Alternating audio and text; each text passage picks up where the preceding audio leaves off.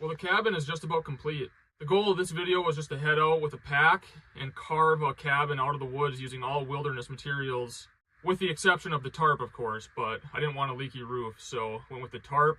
If I really wanted to add some insulation to the roof, I could add some moss on top of the tarp, and that would keep some of the heat down.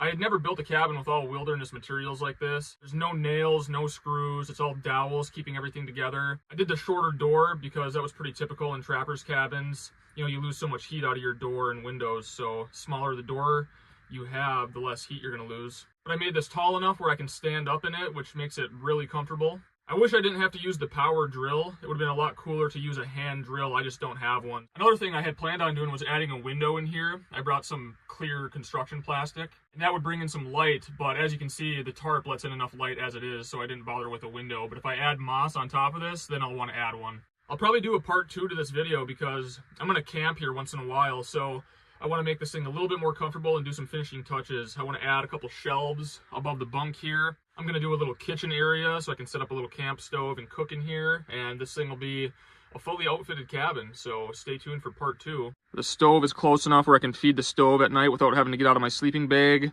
Plenty of room for wood to stack around the stove. This is far enough away from the wall as it is, but if I wanted to make it safer, I could add some more rocks right there and make a little more of a heat shield. So we got the homemade paint can stove, super lightweight and easy to pack in and out. Room to stack wood, the bunk, I have storage underneath.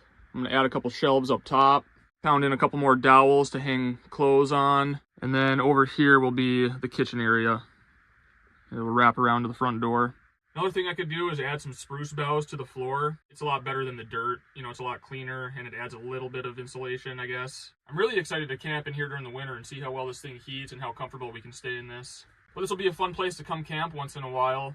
Stay tuned for part 2. We'll add a few more finishing touches. Hope you enjoyed the video. It was fun to build, and stay tuned for part 2. Thanks for watching.